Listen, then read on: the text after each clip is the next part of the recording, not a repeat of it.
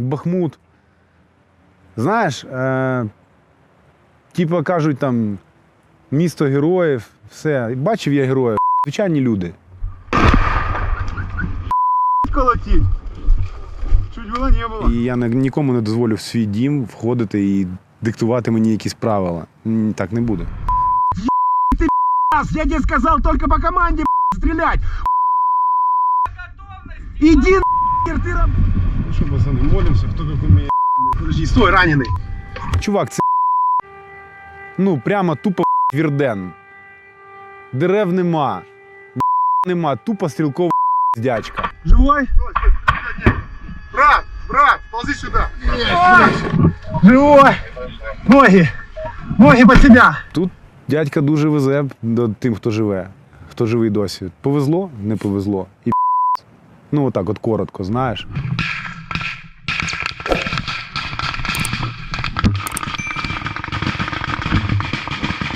Піхота, чувак, потерпає. Та кількість біди, яку вони наробили тут, чувак. Я був в Бучі, я був в Ірпіні, це можна. Я бачив спалених дітей. Я вас всіх уб'ю. Тобі скажу, я думаю, що для мене ця війна вже ніколи не закінчиться. О, прильот. Нормально. Так, пацаны, мы покидаем ваш гостеприимный дом. Спасибо. Это было незабываемо. Но мы завтра вернемся. Колотить. Чуть было, не было. По дороге.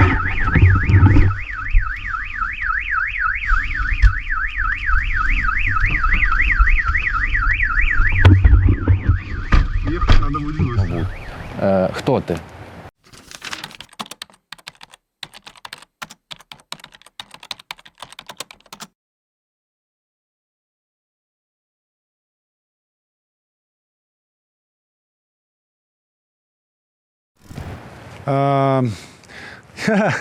Да, я, можна відповім російською, є така відповідь. Храбрий трусішка. Я довго над цим питанням думав, насправді, я шукав цілеспрямовано відповідь на нього, тому що, ну хто ти там, чоловік, бізнесмен, військовий, це якісь там надстройки. Всередині я людина, який, якщо мені щось мене лякає, я обов'язково це буду робити. Чому ти тут? Тебе був, ти міг робити будь-що, там, далі займатися бізнесом, заробляти гроші і купувати там якісь ніштяки важливі для армії, які теж зараз, ну, типу, вирішальну роль відіграють. Але ти вирішив просто місити багнюку берцями. Я ношу лова. Берці я не ношу. Це питання зобов'язань. Протягом певного часу я знав, я був впевнений, що ця війна продовжиться в більш гарячій фазі. Я до цього готувався. І я вважаю, що я здатний зробити більше. І знаєш, в бізнесі, окрім тебе, нічого ніхто за тебе не зробить. Так і тут. Ну, цю війну не можна виграти просто постячи якісь там пости, або кажучи, що ти молодець, або там знімає якісь сторіки. Ну, моє зобов'язання як чоловіка було захищати свою родину. У мене 2 дітей. У мене є люди, у мене є собака, яка не може за себе постояти. Я росіянин за національністю, до речі. Моя мама з Білгородської області, яка прожила 15 років у Донецьку. Батько у мене з Криму. В мені там тільки четвертина мадярської крові, все інше – це росіяни. Але це моя земля. І я нікому не дозволю в свій дім входити і диктувати мені якісь правила. Так не буде. Едем сразу на точку. Значит, приедем на точку, мы моментально разгружаем машину, достаем 10 выстрелов, и я отгоняю тачку. Вы занимаете позицию, маскируете. Сделай чуть тише рацию. Вы маскируете СПГ, маскируете заряды. Заряды приводите в боевое положение. После чего я припаркую машину, спрячу, ищите укрытие, заходите в укрытие. Из укрытия я получаю указания о наших дальнейших действиях и потом начинаем работать. Понятно? Так, 10 зарядов. Здесь выгружаем, остальное я прячу. Что вы можете сказать по поводу сегодняшнего дня? Я уверен, что сегодня будет максимально результативный день. Ну, будет там много 300, много 200. Врагов ты имеешь в виду? Ну, само собой. И нам дадут 200 ОГшек. Кого? 200 ОГ. Осколочных. Хорошо. Прям сегодня привезут нам, чтобы мы выехали в тот же день и все их выпустили. Две маленьких. Принял. Делаем и для маленького, и для большого 300 вперед. 300 вперед для маленького и для большого. Готов? По команде, малой, только по команде, понял? Встречайте, пошло.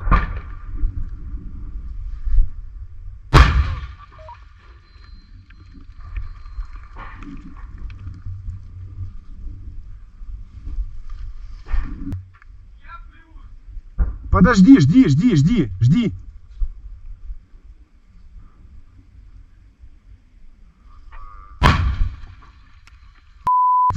Ты, я тебе сказал только по команде стрелять.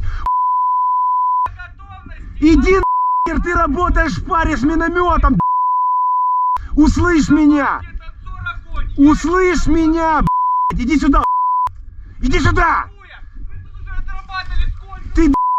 Ты работаешь в паре с минометом, которого из-за тебя не видно. Почему его не видно? Потому что ты его перевел. В следующий раз без команды дам в зубы, понял? Команда от меня, я здесь старший, понятно тебе? Я даю команду. Запомнил? Так точно! Молодец. И не видно из-за того, что ты валишь. Давай, огонь!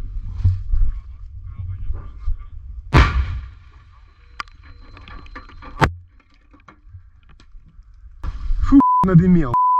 Накрой снаряды, Владик. Сетку забрали. Все, кидай сетку, поехали.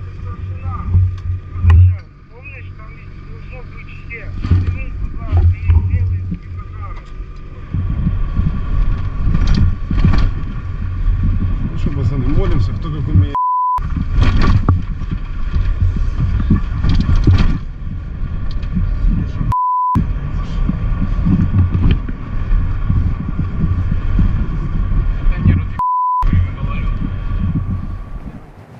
Чим ти зараз займаєшся? От з того, що можна, про що можна говорити? Ну, всі мої зусилля. Я загалом зараз моє звання солдат. Я замкомандира роти. Я перед війною закінчив університет оборони України імені Черняховського. І вже більше ніж півроку я не можу отримати первинне військове звання молодший лейтенант. Я займаюся тим, що організовую певну кількість людей на певних завданнях з тим, щоб той напрямок, на якому стоїть піхота, не посипався. Умовно так. Дуже обтікаємо, але, мабуть, це про те, що я роблю.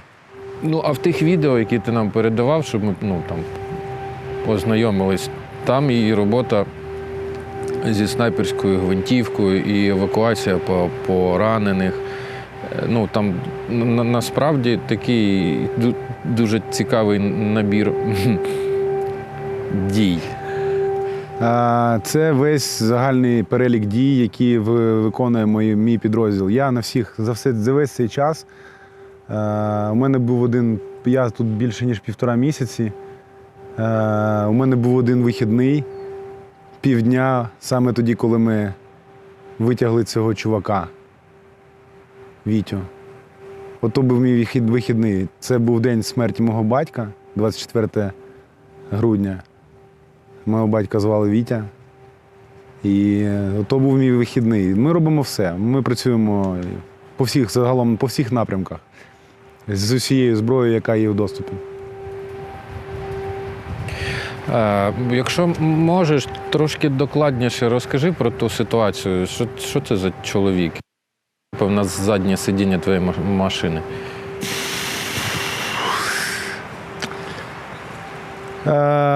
У нашої гармати, у нас є гармати. Окрім цього, певні моделі гармат, які використовуються для підтримки піхоти або для знищення armored vehicles, броньованих цілей. У нашої гармати, в той момент наша гармата знаходилася в населеному пункті, я не знаю, чи можна це казати, ну, мабуть, можна. В населеному пункті в неї закінчилися на боєприпаси. А оскільки у нас вибило всі тачки, у нас не було машин, ми позичили у наших сусідів машину для того, щоб завести. Ну, тобто у нас лишалася одна машина, яка завезла нашу гармату на позицію. І ми позичили машину у наших сусідів для того, щоб завести їм боєкомплект. От, і ми завезли їм боєкомплект, і це ми вже поверталися з там 3 дороги. Ця от дорога, вона під вогневим враженням, але вона найбільш проїзна, ну, тобто можна проскочити, якщо повезе. Вона птуриться, вона обстрілюється стрілковкою і мінометами. А також іноді туди налітає щось більше, типу 152. І ми якраз поверталися, ми згрузили наш БК, і я вже мав бути вільний, бути вихідний. І ми якраз їхали, і буквально за пару хвилин до нас їхала машина броньована з пораненими з позиції. Вони вивозили поранених і їх підптурили. Вон приход, видишь, называется? Это банан, стрелка дня. Хорошо. Потому что только что не было. Наш 200. Наш 200. Остановись за машиной, блядь. Подожди, стой, раненый.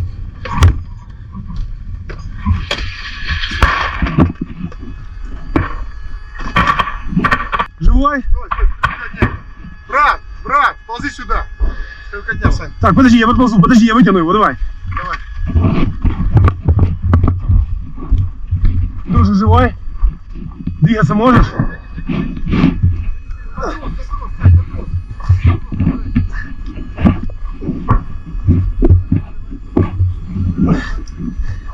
Забираем его, открывай сиденье заднее.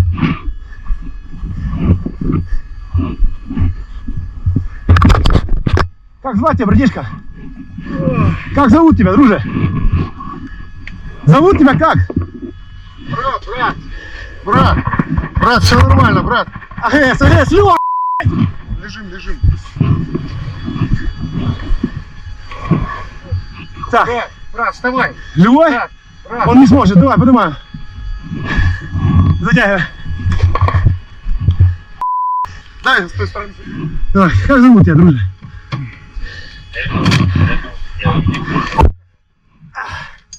Есть. Давай. Есть. Есть. Живой. Ноги под себя. Ноги под себя.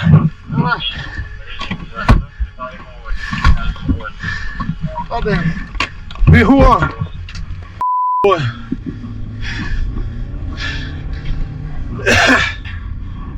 Я тебе говорю, живой будь. Вот поедешь. Может, на море побываешь.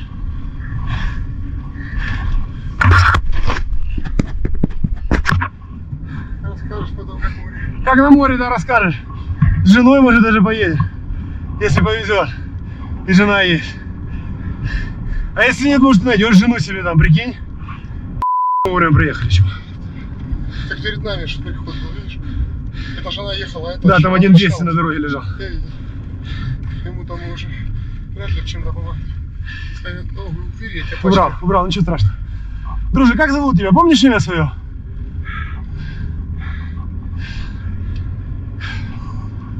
Как ты, братан? Братюнечка. Тебя не Саня зовут случайно? Слышишь, чувак? Саня? Хлопай по лицу, хлопай. Ха-ха. Походу мы с тобой еще тёзки, мать. Сейчас быстро бегом на часик. Если их там нету, сразу к Констаху в 5-ю больницу. Я там его сдаю. Братанчик, я 1,5 года занимался, короче, медэвакуацией, понял? Возил вот это вот... Нет, едем прямо. Или давай здесь, будет быстрее. Да. Возил раненых, ты знаешь? И никто у меня не умер. Все живые, все здоровые, нема. Сейчас приедем, помоемся. Все живые, все здоровые. Понял, дружище, тебе повезло. Блять, фартовый, я тебе говорю. Ни разу бабки не проиграл. А знаешь что? Никогда не играл. Прикинь, какая. Но все равно фартовый. Держись, держись.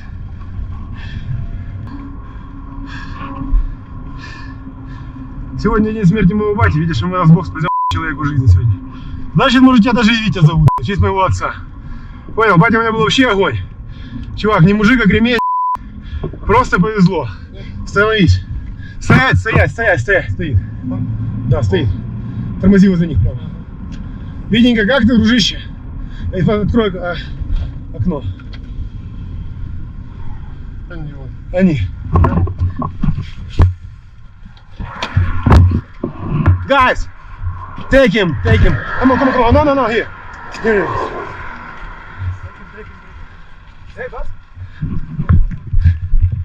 Привет, Эрик. Мы вам 300 привезли, привет.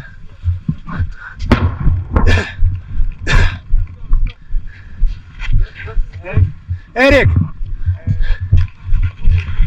Множественные головы, ранения ноги, артериалки нету, понял? Все тяжелая контузия. Зовут Витя из мы подобрали его на дороге. Да, Витя из Pull. Come on. Let's go.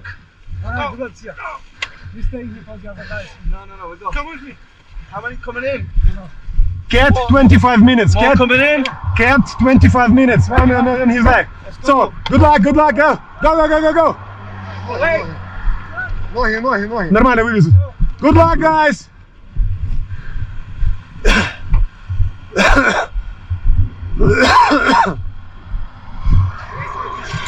Да.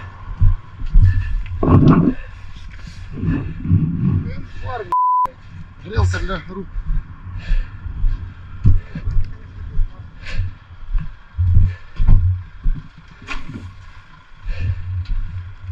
Чувак, мы большое дело сегодня сделали. Если останется жить, тут время на минуту, у него в голову проникающий. Сразу ты его увидел, я смотрел на дорогу. Я того видел, что Там 200 был, чувак. Его бедолагу так, что... это так.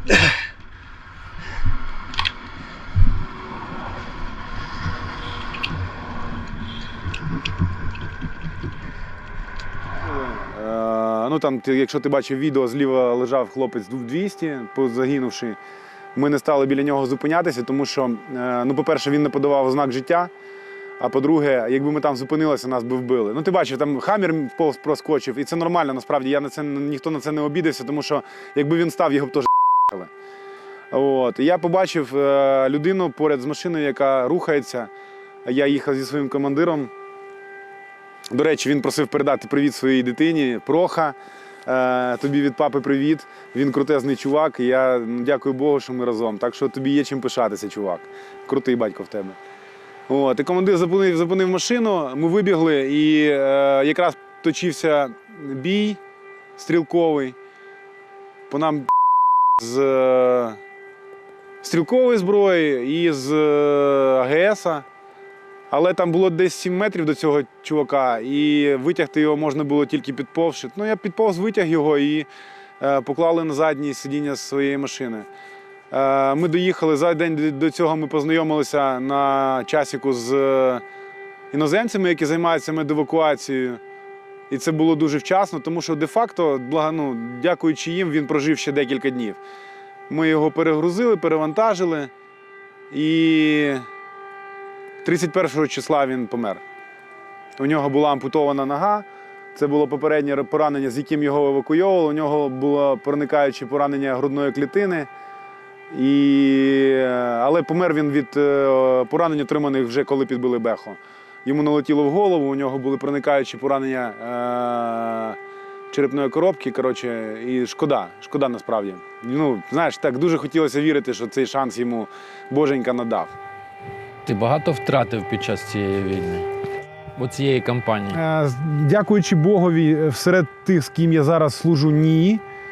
Всі живі, але ще це нічого не скінчилося. Але серед моїх друзів я перестав близьких, середнього кола. Я перестав рахувати десь на другому десятку. Просто перестав, тому що боляче.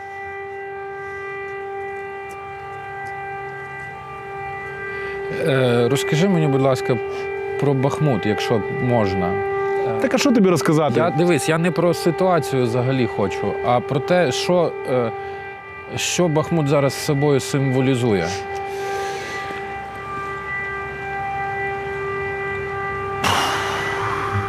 Расстроился. Я там, вот тут нас обстреляют, он говорит. А вот тут мы поедем, говорит, тут может обстреляют или не обстреляют. А поехали там обстреляют. Я говорю, ты давай поедем.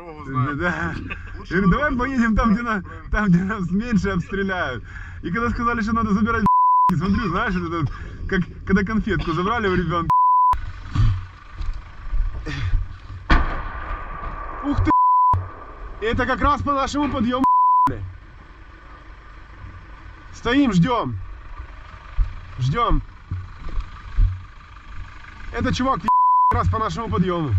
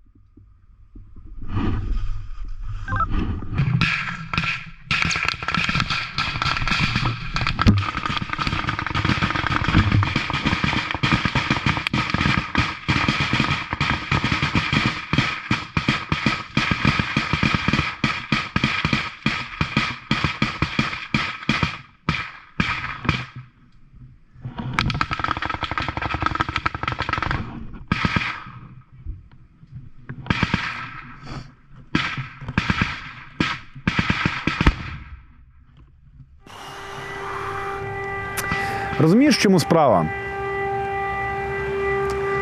Для більшості громадян зараз бої точаться в Бахмуті, хто як каже. Хоча б, наче правильно Бахмут. Але це місто, воно трохи більше. Тому що є населені пункти, без яких не було б Бахмута. Ну, наприклад, от ми працювали по... Чувак, це прямо тупо Вірден. Дерев нема, тупо стрілкова дячка. Люди вбивають один одного. Якого розуміло. Ми працюємо по передмісті, Київка вже не наша, не наша, не наша. І це насправді це такі бокові шляхи, якими вони можуть пройти для того, щоб перерізати дорогу на Бахмут. В Бахмуті точаться зараз бої на матрасі, на матрасному заводі. Тріугольник так званий. Працює авіація, працює все. Що це символізує? Я не знаю, дядько, розумієш? Мабуть, це та крайня точка, далі якої не можна відходити. Ну все, приїхали. Тобто, здати Бахмут, а що далі? Констаха, Краматорськ. Вони хочуть вийти на межу адміністративну межу Донецької області.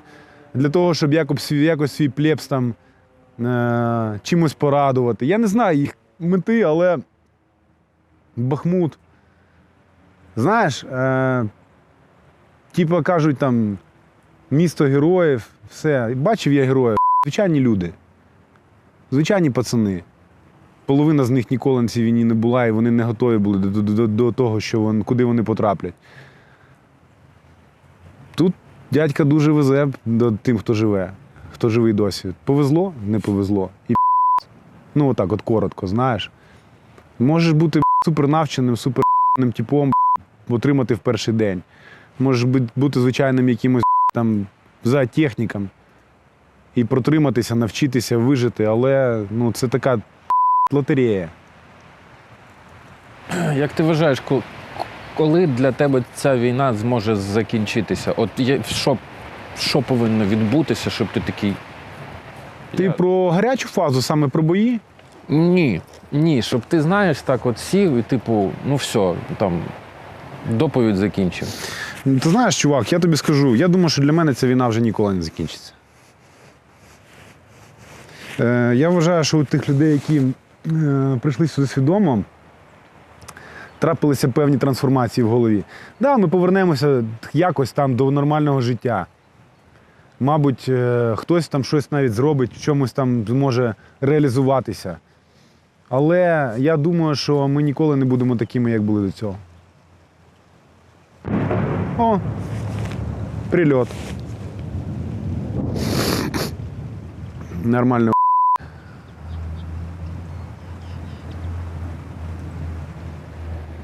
Як сім'я реагує на, ну, і ставиться до того, що ти У робиш? мене цікава ситуація з сім'єю. З першою жінкою, вона росіянка, я не спілкуюся, мали вчитися в Литві. Малу, я знав, що буде напад, але я думав, що він буде раніше. У мене друга дружина була готова, у мене були відкладені кошти, був складений маршрут. Я їх вивіз в 4:20-24-го, вони вже поїхали на Львів до мого коріша, і вони переправили їх на Польщу. Мала зараз в Іспанії. Вона пише мені кожен день. Дуже турбується. Вона подорослішала, їй 9 років, і вона вже, на жаль, її дитинство скінчилося. Доць, я хотів тобі сказати, що ти найкраща дівчинка у світі. Бачиш, як у мене вуха з-під каски стирчать. Я тут таку собаку знайшов. Хочу забрати лаєчку. Але щось її десь сьогодні нема. Якщо знайду, заберу. Така ніжна. Ластилася до мене вчора. Хотіла, щоб я її забрав.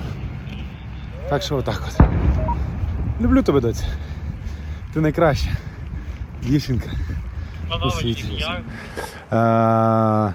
Моя третя супруга, вона теж була тут поряд, ми навіть з нею зустрічалися, але мої відносини з нею зіпсувалися і думаю, що ми, мабуть, не будемо більше спілкуватися. Хоча вона теж служить в ЗСУ. Жінка, з якою у мене складаються відносини зараз, підтримує мене всіляко.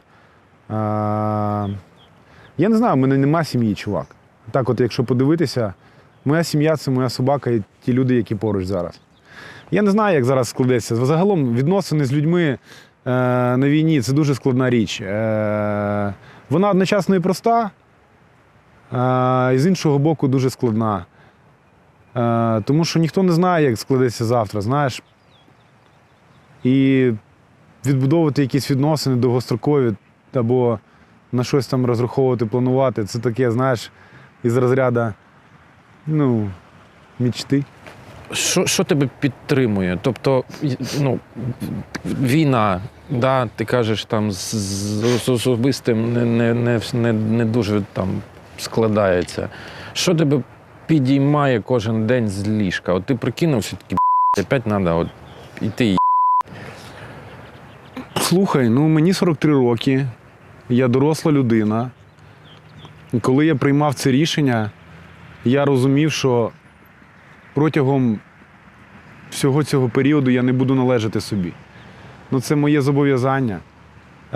По-перше, хто, якщо не я. По-друге, я бачив багато людей, яким значно хуйніше, ніж мені. Піхота, чувак, потерпає.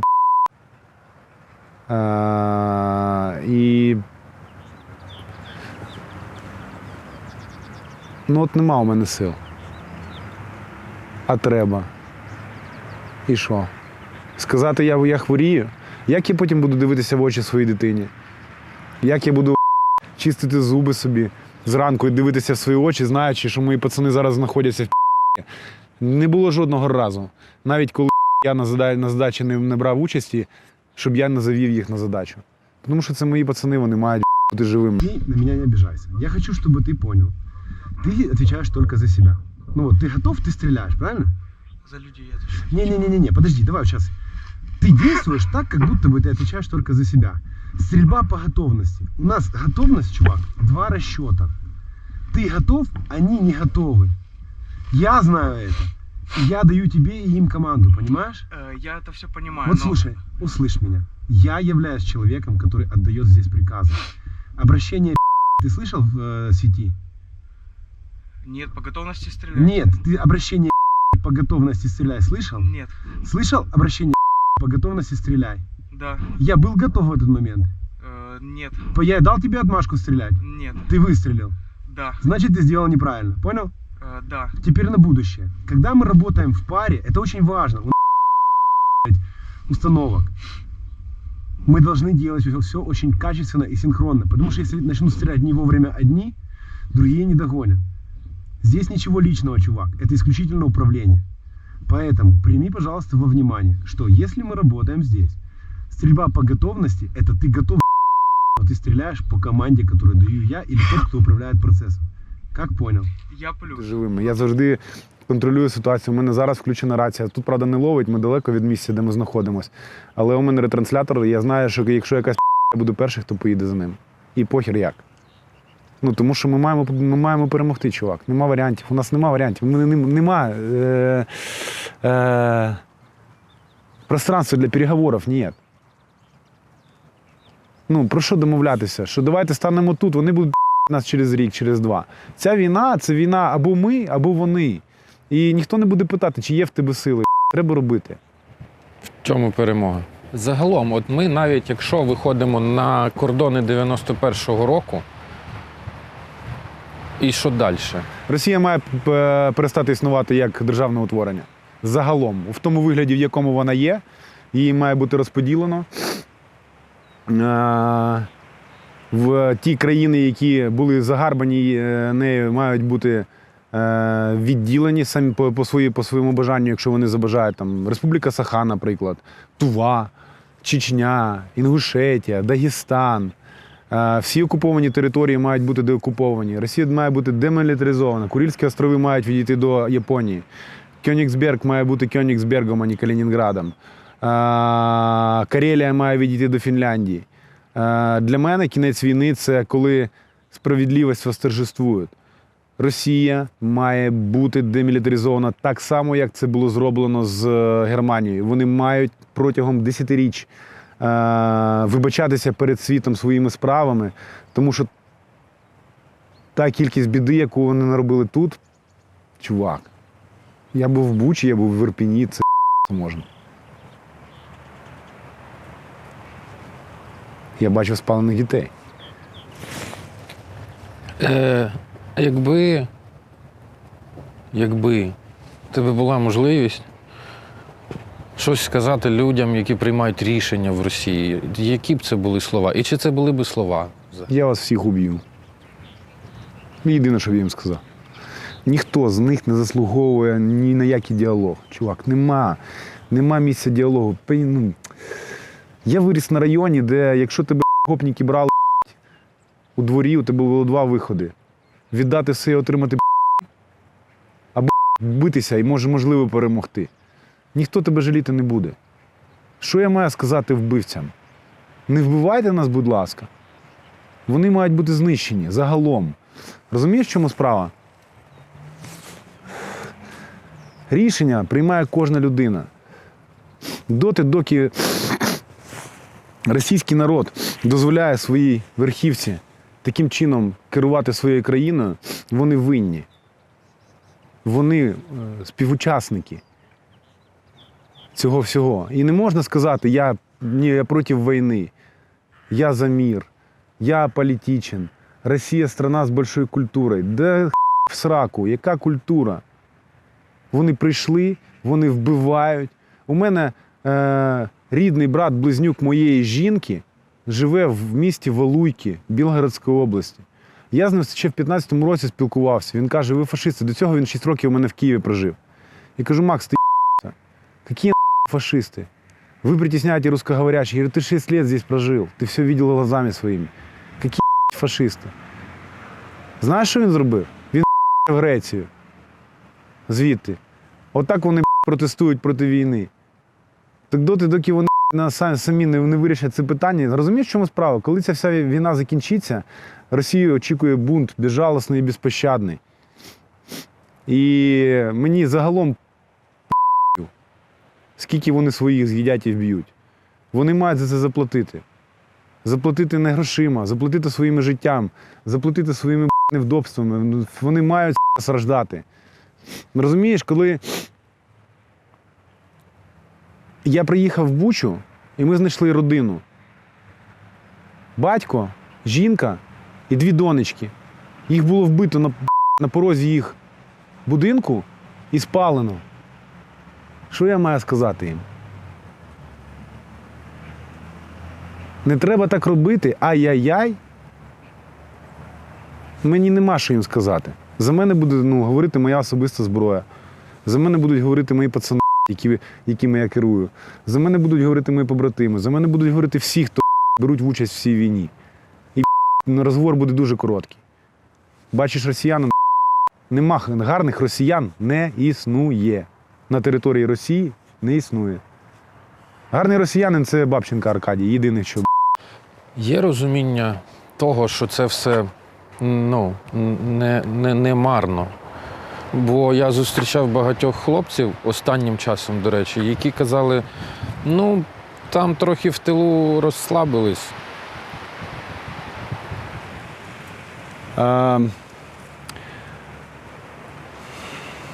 Таке дуже складне питання. А як воно має бути в тилу? А для чого ми тут? Щоб в тилу було нормально. Не всі гарні військові. Не всі можуть воювати. Не всі можуть приносити тягати рішення воїнської служби. Не всі можуть підтримувати. Ми демократична країна, кожен має право мати свою якусь думку. Я вважаю, що людину не можна примусити підтримувати або не підтримувати. Вона сама особисто робить свій вибір. Люди мають жити, економіка має працювати. Якщо не буде працювати економіка, як ми будемо битися? Це період дорослішання для нашої країни. Розумієш, в чому справа? Протягом 30 років ми жили поміж 2 світами, поміж Росією і поміж Європою. Все не могли якось, між каплями хотіли пропетляти. Зараз настала пора суб'єктності. Хто ми? Українці. Ми можемо. Да, ми не всі однакові. Я, наприклад, дуже категоричний щодо Криму. Я виріс в Криму. Всі вони мають бути депортовані. Ті росіяни, які туди заїхали. Дуже треба робити правильну перевірку людей, які були на окупованих територіях. Це як з Судетською областю. В 38-му році, коли в 39-му німці зайшли туди, чеська територія, і це була етнічно німецька територія, і вони там заселили німцями. Що зробили чехи в 45-му році? Вони зібрали всі їх чемодани, вивели на границю, сказали, на кордон, сказали, звідси. Отак має бути. Я вважаю, що наша країна має брати приклад з країн Балтії і зробити паспорт негромадянина. Я вважаю, що всі люди, всі без виключень, люди, які були в окупації, мають отримати паспорт негромадянина і протягом 5 років доказати, довести своє право бути українцями. Да, нехай це комусь не сподобається, але я не хочу жити в країні, в якій мені буде людина казати, ви фашисти. Якщо вони мають знати історію, вони мають знати наших героїв, які загинули в цю війну. Не тільки Тараса Бульбу, якого там Гоголь написав. Дуже багато людей загинуло, дуже багато. Льоша Чубашев, Ваня Катігорошка. Це тільки з моїх близьких. А скільки таких людей загалом? Скільки людей було закатовано? Ми навіть половини не знаємо. І що протягом 10-20 років ми будемо тільки з'ясовувати обставини, як хто загинув, хто був. Багато наших людей працювало і працює на тій стороні. І вони наші колаборанти, а насправді вони працюють на нас. І це герої. Це наша розвідка. Це дуже, ми стаємо державою, ми стаємо суб'єктними. Розумієш? Тому я не розчарований тим, що люди розслабились. Люди розслабились, але це робота нашого уряду. Доводити до них, вчити. Людей треба вчити, розповідати, переписувати всі підручники з історії, створювати нових героїв. Це дуже така кропітка робота і не на десятиріччя навіть. Чому ми переможемо?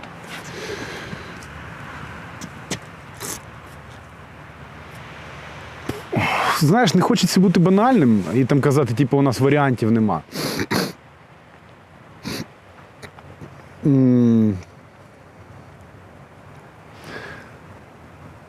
Ну, я зроблю все для того, щоб ми перемогли. Чувак, я розміняв своє нормальне своє життя. У мене було відкладено 74 тисячі доларів на квартиру. На початок війни.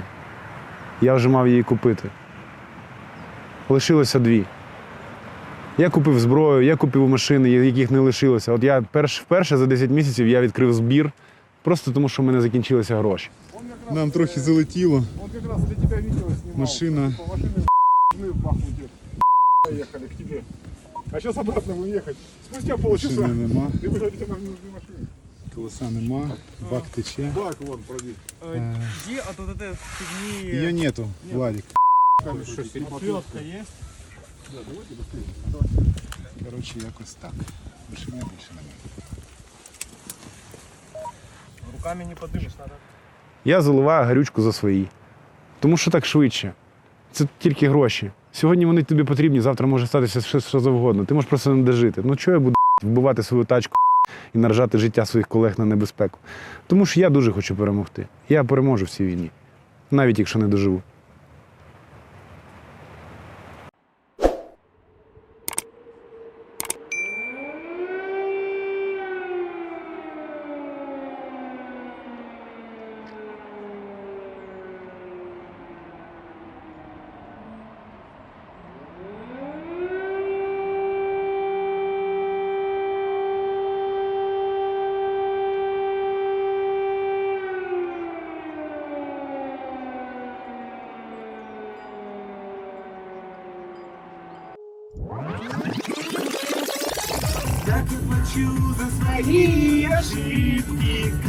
Ошибка это мобилизация, наверное, братан, да? О! Валерий Федорович, спасибо большое! Маю честь! Потенційно молодший лейтенант Смакаш. Ты назови его как меня, и так люби, как меня люби.